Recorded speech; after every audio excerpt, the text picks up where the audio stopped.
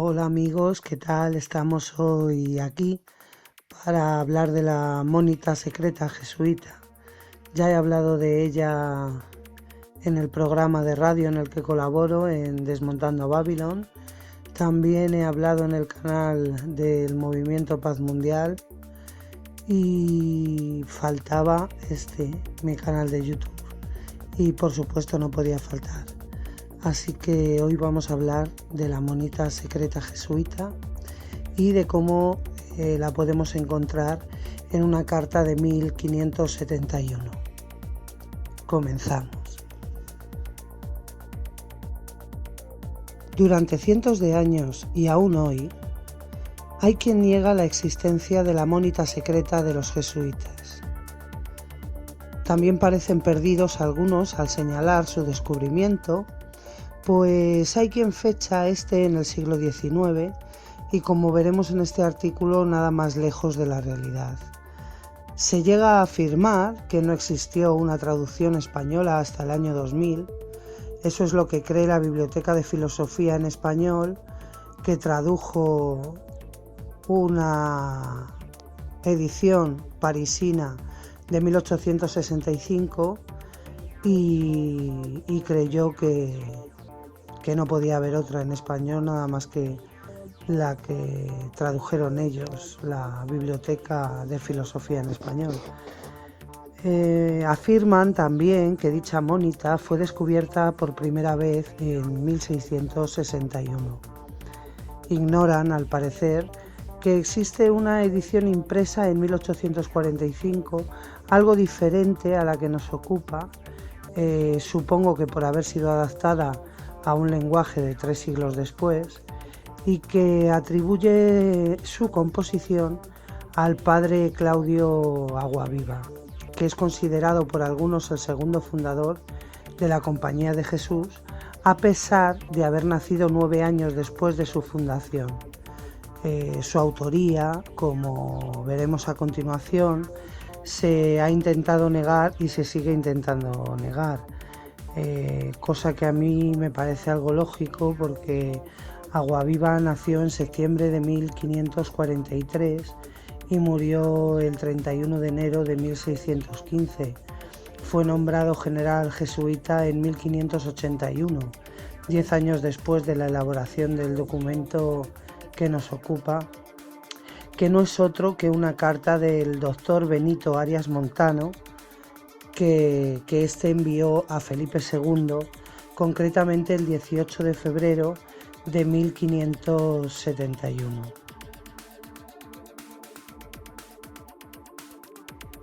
En su misiva, Arias Montano le contaba al rey que había sido informado de la existencia de la Mónita por un ex jesuita que, según las palabras del propio doctor que plasma en su carta, dice literalmente: dejó de serlo por no acomodarse su conciencia con tan anchas doctrinas como ellos ejecutan interiormente, y aún me aseguró que al que no las observa indefectiblemente lo castigan con el mayor rigor.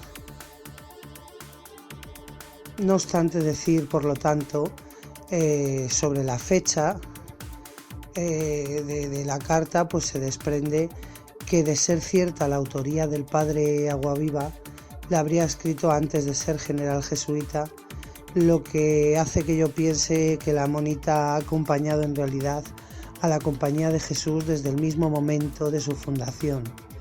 Pero esto es tan solo mi opinión personal. Puedo estar perfectamente equivocada. Sin embargo, hay datos de que la primera edición impresa de la Mónita es de 1612 y al parecer se imprimió en Cracovia con el título de Mónita Privata Societatis Jesu Noto Virge.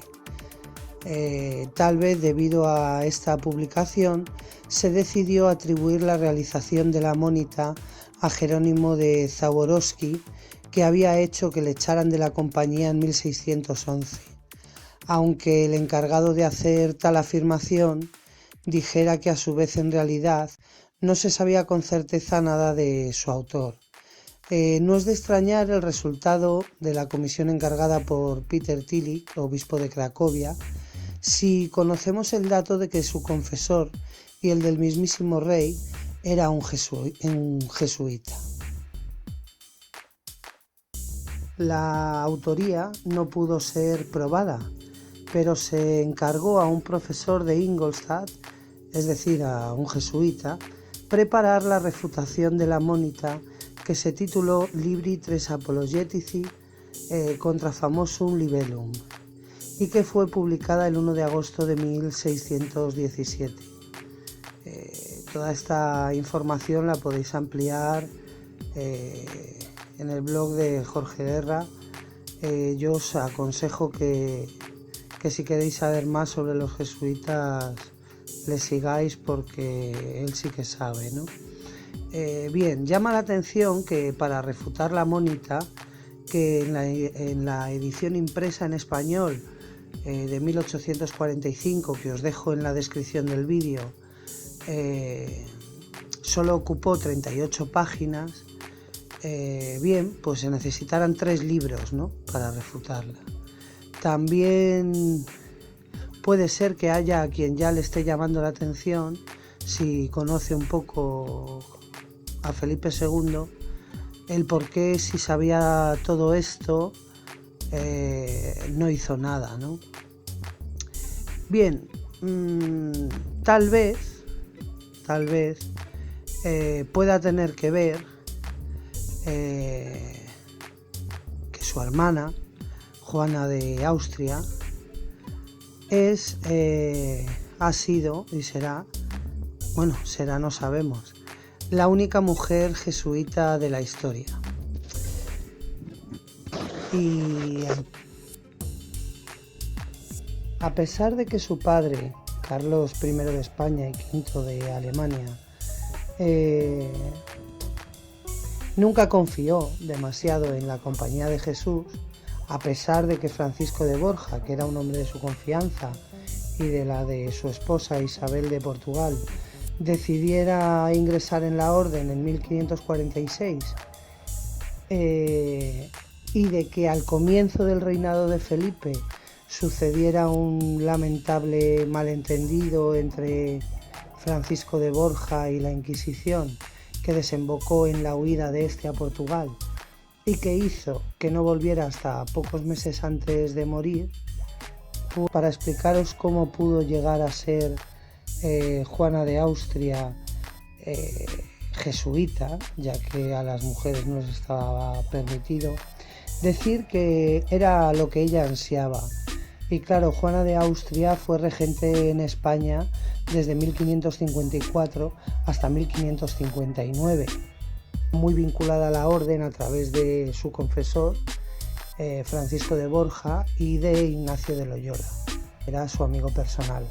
Cuando decidió ingresar en la orden, ella empezó a utilizar al principio el seudónimo de Mateo Sánchez en la correspondencia que se generaba a este respecto, y más tarde utilizó también el seudónimo de Montoya, para que no se conocieran públicamente sus propósitos.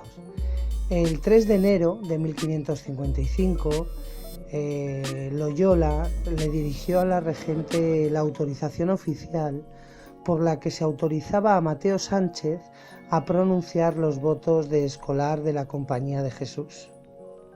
Parece que las letras del médico no cayeron del todo en saco roto, ya que Felipe II no eligió ni para él ni para su hermana María un confesor o predicador jesuita, tal vez por miedo a que sus secretos e intenciones fueran aireadas a otros. Sin embargo, permitió que su hijo se casara con Margarita de Austria-Estiria, que había sido educada por los jesuitas. El rey también aspiró a que la compañía fuese una orden eminentemente española, compuesta por leales súbditos fieles a su monarquía. Él deseaba jesuitas que se pudieran convertir en adecuados instrumentos del monarca, aun sabiendo que lo que pretendían los jesuitas era que la cosa ocurriera al revés.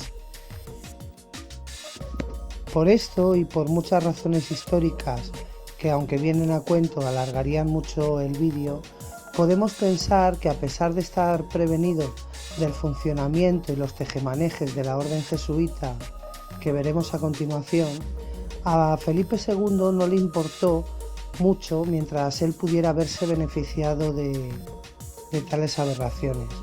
No obstante, a quien quiera saber más, os dejo también en la descripción del vídeo el trabajo de Javier Burrieza Sánchez, titulado La Compañía de Jesús y la defensa de la monarquía hispánica, que es muy interesante, la verdad, y recomiendo. Decir, antes de continuar, también que me llama la atención de que, a pesar de existir esta carta del doctor Benito Arias Montano, que se puede encontrar en la Biblioteca Nacional de España, en la que incluye un discurso sobre las prácticas de la compañía y la mónita completa, en España se haya necesitado siempre recurrir a ediciones extranjeras para saber de la mónita, cuando seguramente este documento sea uno de los primeros que pretendió difundir tales observancias y que ya estaba en nuestro idioma y posesión.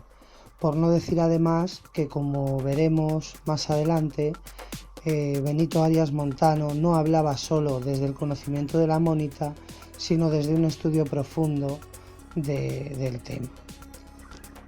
Así que, antes de meternos con la carta, se hace inevitable hablar de quién era Benito Arias Montano. Arias Montano nació en 1527 y falleció en 1598.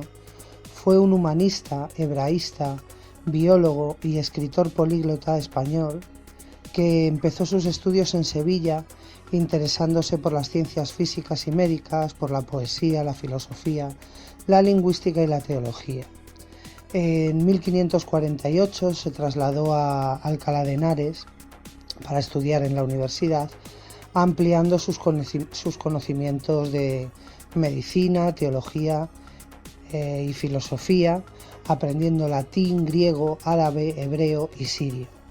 Después se ordenó sacerdote para dedicarse al estudio en profundidad de las Sagradas Escrituras. Que este hombre no era cualquiera, me explico.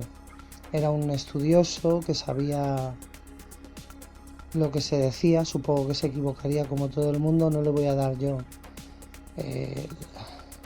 el calificativo de perfección porque no tengo el gusto de conocerle. Pero por poneros un poco en el punto, decir que en 1562 el obispo de Segovia, Martín Pérez de Ayala, le pidió que le acompañara al Concilio de Trento, nada más y nada menos, donde al parecer se distinguió por su erudición, según se puede leer en algunas páginas de diferentes historiadores.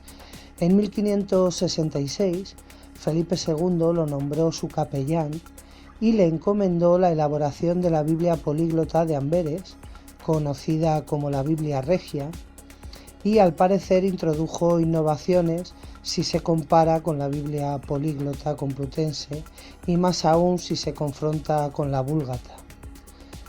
Estas novedades levantaron los recelos de la Inquisición, estuvo en el punto de mira, y según se lee en una nota de la copia de la comunicación que el doctor envió al monarca desde Amberes y que os ofrezco,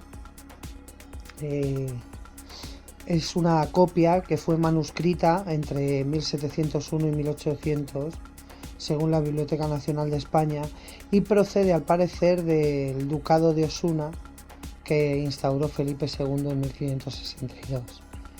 El caso es que, según se dice en la copia, para explicar un poco quién era él, dice literalmente: fue el doctor don Benito Arias Montano, capellán de honor del señor rey Felipe II, canónigo de San Marcos de León y varón tan admirable en virtud y en letras que mereció la estimación de su señor rey, quien lo envió a Amberes para que con su aviso y consejo gobernase su majestad desde acá aquellos estados.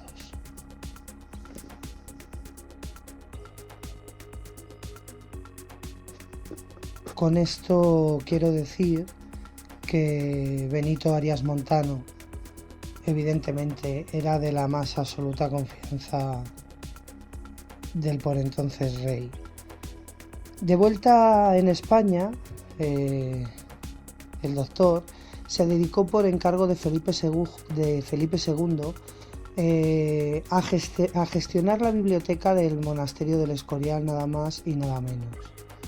Hasta que en 1584 se retiró a Sevilla y renunció a todos los cargos que poseía en la corte y otras dignidades que se le ofrecían.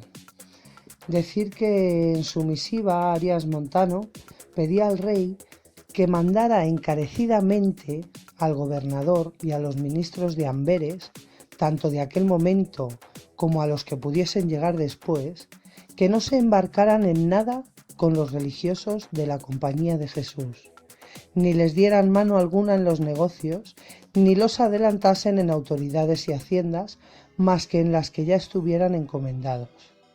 También le pide especialmente que el gobernador no haga uso de confesor o predicador jesuita. Así, nada más empezar, ¿no?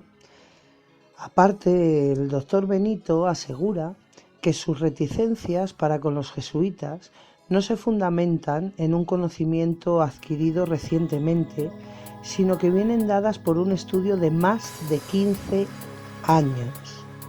De más de 15 años. Ha estado estudiando a los jesuitas y no se basa solo en la Mónica, sino en ese estudio de más de 15 años. De la carta se desprende que los jesuitas estaban en contra del duque de Alba y elevaban grandes quejas sobre él, al principio en secreto y después en público. Según dice Arias Montano, el duque no había satisfecho las peticiones que los de la Compañía de Jesús le habían presionado para que acometiera. Y bueno, veamos un poco en palabras del doctor qué era lo que los jesuitas estaban haciendo al duque. Al presente, con la venida del nuevo gobernador, triunfan libremente y se jactan de que ellos han sido los que han echado al duque de estos estados y de que tendrán más comodidad y mano en los negocios, que querrán y demandarán, porque dicen, según su lenguaje, es todo suyo, y entiendo muy bien que en cuanto pudieren, procurarán salir con lo que jactan y pregonan. También asevera el políglota que quiso informar a su majestad porque creía que era su deber hacerlo con carta de su puño y letra, y comenta que no ha informado al encargado de hacer llegar la carta al rey del contenido de la misma, porque los espías que los padres jesuitas tenían en todas partes para saber todo cuanto pasaba acerca de sus negocios y de los ajenos eran infinitos, y confiaba en que no consiguieran enterarse antes que el monarca de las noticias de las que pretendía hacerle partícipe. Como se ve claramente, tiene claro que se van a acabar enterando de que ha hecho llegar esa carta al rey y se conforma con que el rey pueda leer la carta antes que ellos. Continúa el capellán de Felipe II adjuntando el discurso que elaboró respecto a las prácticas de la Compañía de Jesús, y en él se ve que no estaría de acuerdo conmigo en que lo más seguro es que la Mónica haya acompañado a los jesuitas desde su fundación, ya que pone por las nubes a su fundador, Ignacio de Loyola, y cree que en algún momento la compañía ha derivado en dos ramas, siendo la de Loyola un lecho de virtudes y la segunda la más ambiciosa y egoísta que se puede describir. En su discurso, el teólogo atribuye la rápida expansión de los jesuitas a la mucha necesidad de educación para los niños de la que no se libraba ningún lugar. Y es por eso que cree el doctor que la extensión de la compañía era tan pronta y señala que determinaron entre sí disponer ciertas máximas tan astutas y llenas de arte, industria y cautela que fuesen capaces de hacerla igualmente la más rica de caudales y haciendas y la más poderosa de autoridades, empeños y despotismos. Señala también que los padres de la citada compañía se empeñaron en difamar a las otras órdenes. En aquellos tiempos las llamaban religiones. Y esto lo hacían con el fin de adelantar en los asuntos de Estado y de hacerse con las instituciones y rentas que otros religiosos administraban en aquel momento. Apunta don Benito también que solo a su general residente en Roma le guardan los jesuitas obediencia ciega y que aunque en lo exterior demuestren lo contrario, no conocen en lo interior otro señor, ni otro soberano que a él, al general de los jesuitas o Papa Negro. Y explica a continuación que el general designa a algunos de los padres que se encargan de hacer una exhaustiva relación de todo lo que acontece en los reinos en los que trabajan, ¿no? Asegurando que el general tiene al menos un asistente por cada nación. El general es más benévolo cuanta más información se recoge, por lo que los asistentes aspiran con ansiedad a superarse unos a otros en la tarea de la recogida de información. Parece esto el comienzo de la CIA, ¿no? Y escribe exactamente don Benito en su carta. Y con toda diligencia, aplicación y cuidado, se informan del estado, la calidad y de la naturaleza de todas las provincias, de los sucesos dignos de la atención de su superior que en ellas pasan, y de las inclinaciones de los príncipes y de sus intenciones y novedades que ocurran en los gabinetes.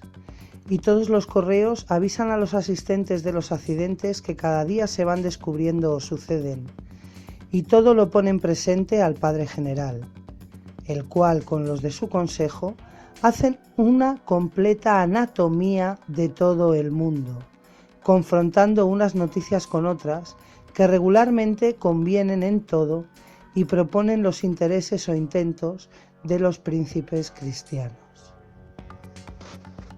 Así que una completa anatomía de todo el mundo.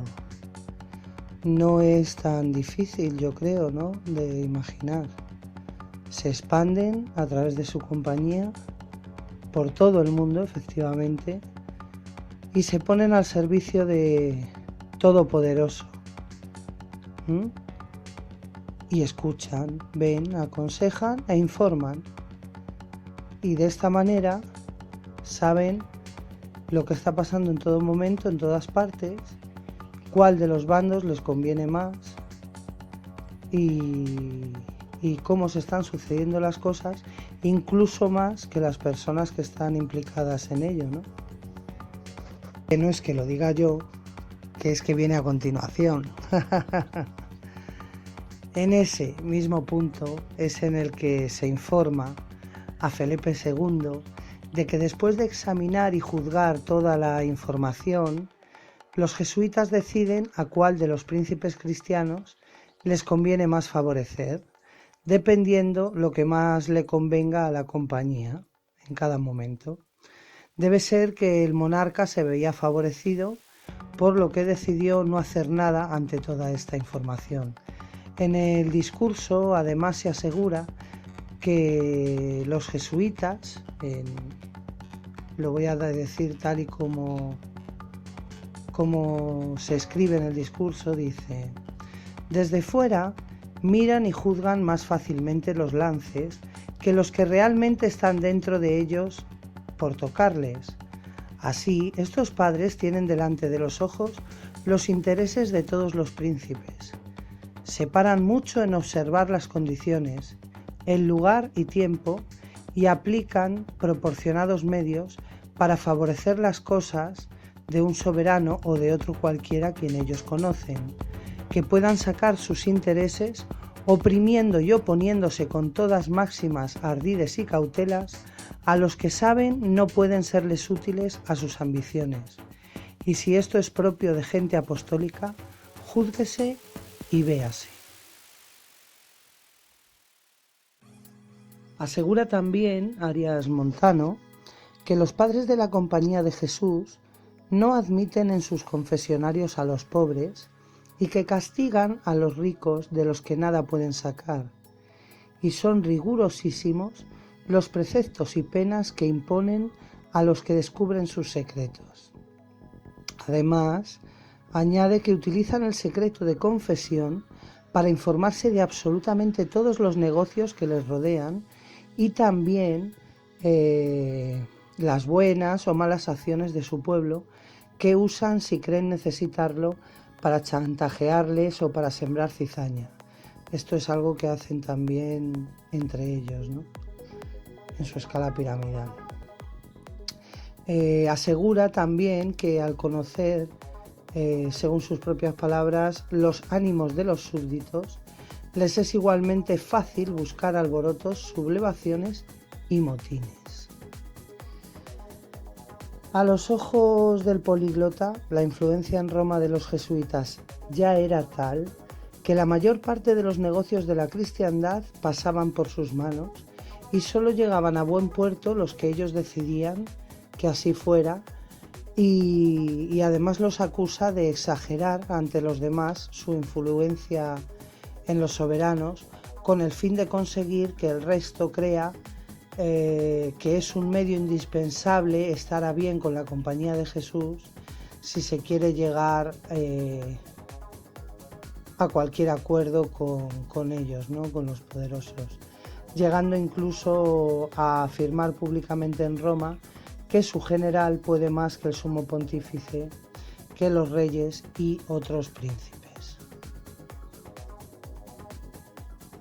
Muchos ejemplos da de la ambición y las formas de obtener riqueza y poder de los jesuitas, acusándoles, entre otras cosas, de aprovecharse de las ansias de la Iglesia por recuperar Inglaterra a la antigua fe, y alude a un libro en el que se pide que todos los bienes de Inglaterra se deben poner en manos de 7 sabios que deben ser elegidos entre la Compañía de Jesús, pues asegura que para reducir a Inglaterra a la fe verdadera no está bien que el Papa, por lo menos en 5 años, se meta en la provisión y distribución de los beneficios eclesiásticos de aquel reino.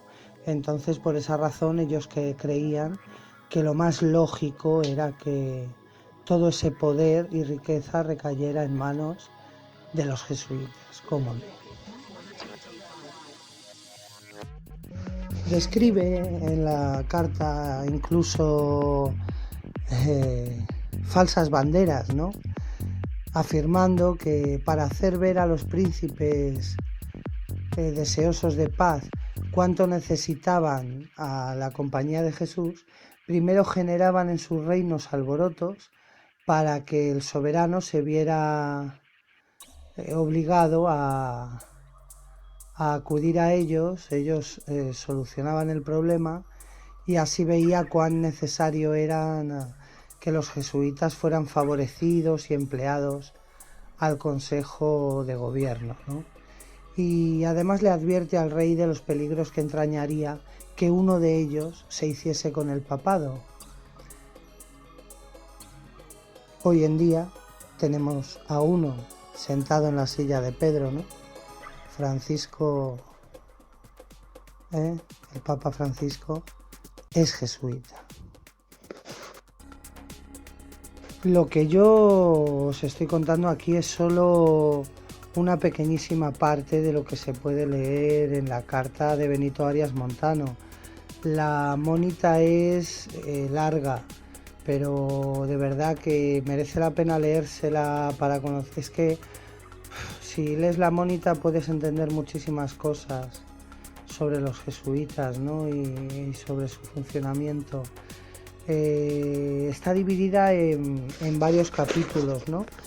Por ejemplo, simplemente si nombramos los capítulos, que son 17, solo con los nombres ya nos podemos hacer una pequeña idea de lo que realmente dice, ¿no? El capítulo 1 se trata de cómo deben portarse los padres de la compañía cuando empiezan algún establecimiento. Esto quiere decir cuando se establecen en algún lugar y después se expanden, ¿no? En el capítulo 2 hablan de qué modo podrán, de hecho, los padres de la compañía, insinuarse en la voluntad de los príncipes, señores y personas eminentes y conservarse su amistad. En el capítulo 3 hablan de la conducta de la compañía para con los que tienen una gran autoridad en el Estado, aunque no sean ricos, o a los que puedan hacer otros servicios útiles a los fines de los jesuitas. En el 4 les dicen lo que deben recomendar a los predicadores y confesores de los grandes. En el 5 les dicen cómo deben portarse los jesuitas con los religiosos de otras órdenes que se ejerciten en los mismos ministerios que la compañía. Es decir, tienen que sustituir, no quitar el poder a las otras órdenes. El capítulo 6 habla del modo de conciliarse las benevolencias de las viudas ricas. Las viudas ricas les preocupan mucho porque en el 7 hablan de cómo se debe entretener a las viudas y disponer de sus bienes. En el 8 hablan de qué se debe hacer para que los hijos de las viudas tomen el estado religioso o se dediquen a la devoción, es decir, que no tengan descendencia. En el 9 hablan del modo de aumentar las rentas de los colegios. En el 10 del rigor particular de la compañía para con los sujetos sospechosos. En el 11 de cómo se deben de conducir los suyos de común acuerdo con los expulsados de la compañía. En el capítulo número 12 hablan de qué sujetos se deben conservar y mantener en la compañía, es decir, del jesuita perfecto, ¿no? En el 13 de la elección que se ha de hacer sobre los sujetos que han de entrar en la compañía y del modo de mantenerlos y retenerlos en ella. En el 14 hablan de los casos reservados y los motivos para despedir a alguno de la compañía. El capítulo 15 se lo dedican a cómo se debe conducir la compañía con sus devotas y religiosas. El 16 del modo de hacer profesión del desprecio de las riquezas, cómo mostrar, ¿no?, a los demás que se desprecia la riqueza a pesar de estarse llenando los bolsillos, ¿no? Y en el 17 de los medios para adelantar la compañía. Si en algo trabajaban los jesuitas era en ampliar su influencia, ¿no? Así que ese capítulo no podía faltar. Y para terminar con el vídeo, pues simplemente una ínfima, voy a leer algunos párrafos de la Mónita y es una ínfima parte de lo que se puede ver en ella, pero se hace inevitable, lógicamente, aunque recomiendo la lectura, que además se lee muy bien a pesar de ser una carta escrita a mano. Y dice así, el primero de los párrafos que he elegido. Pero todo esto requiere una máxima tan poderosa que sea capaz de engañar al insensato y persuadir al docto, quedando siempre la compañía libre de la más leve sospecha en todas sus operaciones. Todos los nuestros se aparecerán como animados de un mismo espíritu, gobernándose por las mismas exterioridades. Esto no tiene otro objeto sino el de que la uniformidad y semejanza en tan excedido número de personas admire y edifique a cuantos superficialmente nos observan, para el logro de los fines que nos prometemos. De esta importante máxima se despedirán de nuestro cuerpo inmediatamente a los que no la cumpliesen con puntualidad y exactitud, como hombres perjudiciales a nuestros intereses y miras. Es decir, que tienen que dar la impresión a los demás de que son un solo cuerpo y muchos hombres, pero todos deben de dirigirse exactamente igual. En los principios de la fundación de algún colegio o colegios, se abstendrán los jesuitas que los habiten de comprar fondos de tierras, pero si hubiesen comprado algunos bien situados y útiles, los conservarían haciendo extender la voz de que han sido adquiridos por los préstamos de algunos amigos fieles y piadosos, para que de este modo conste públicamente nuestra excedida pobreza, por más que en nuestros tesoros y comercios seamos muy poderosos.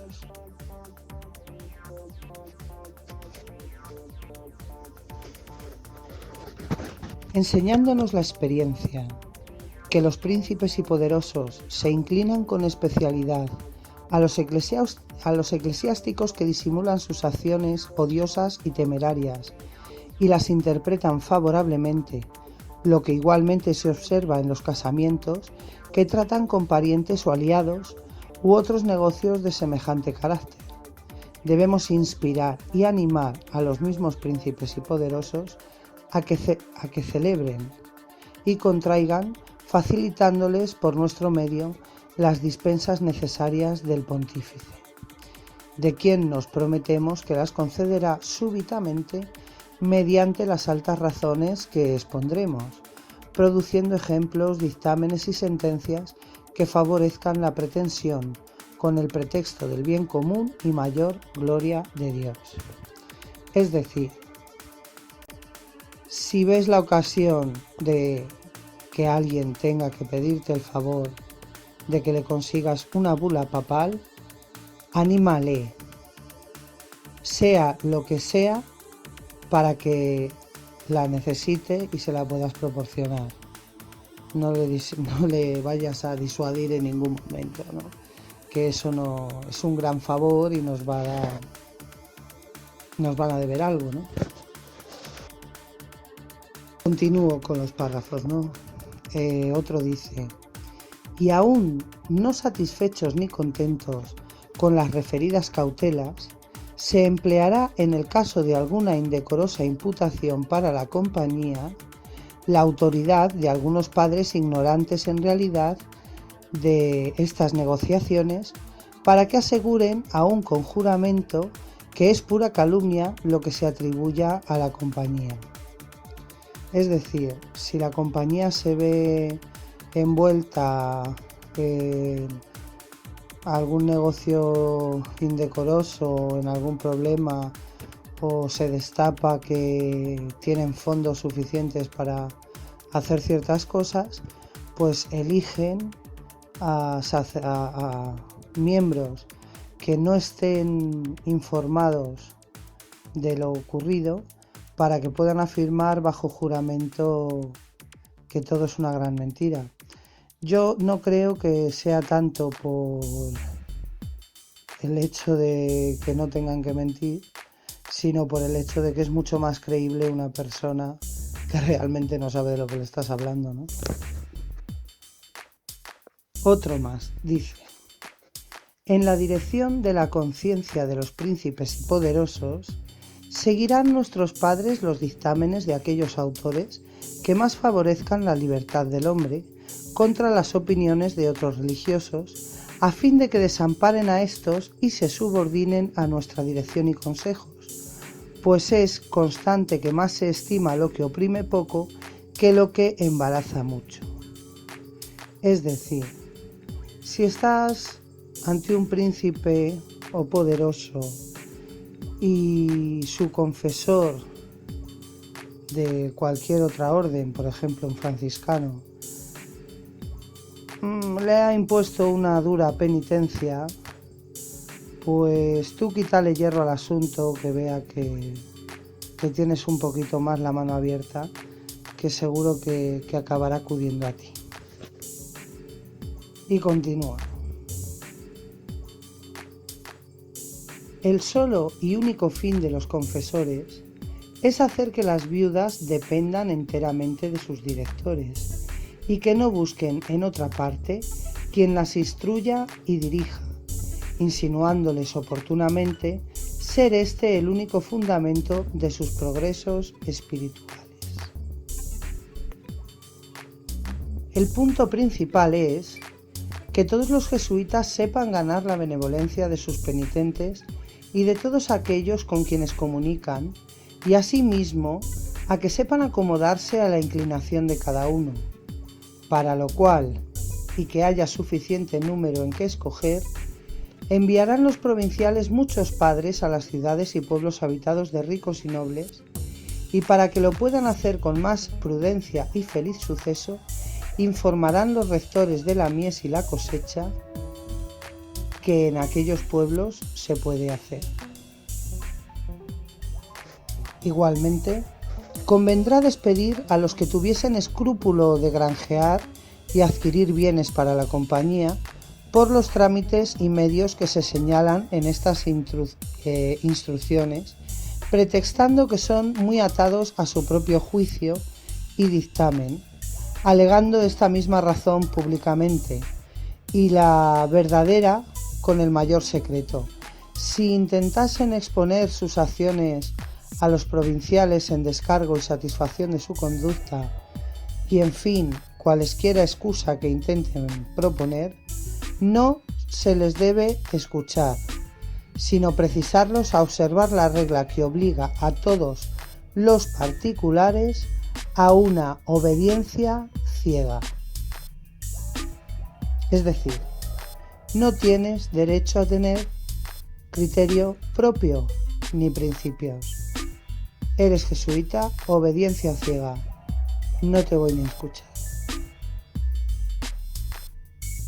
Antes de despedirlos, se les deberá obligar a prometer por escrito y por juramento que jamás escribirán nada menos decente ni menos favorable a la compañía. Pero sin embargo, de estas seguridades, reservarán los superiores en su poder una lista de sus malas inclinaciones, vicios y defectos que ellos mismos hayan descubierto según la costumbre corriente de la compañía, valiéndose de ellos, si es necesario, para impedir sus adelantamientos, manifestándolos a los grandes y prelados. En el caso de que del escrutinio que se haga resultase su obstinación irreconciliable, se le aplicará a prisión perpetua, satisfaciendo a aquellos sujetos grandes y poderosos que por él preguntasen, habían tenido necesidad sus superiores de emplear sus grandes talentos en asuntos tan secretos como importantes a la Iglesia y a la religión.